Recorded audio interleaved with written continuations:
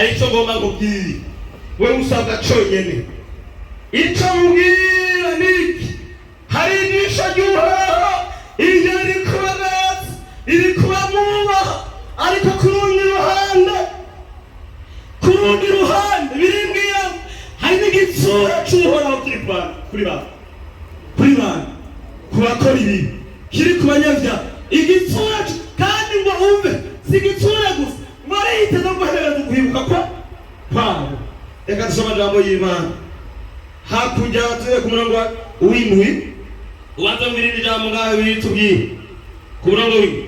Umumarayika w'Uhoraho ashagaje impande zose z'abagirante z'abamwubaha. Tujane ko dusenga Imana.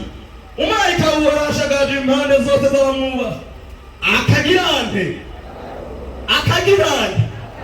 akabaroko umbe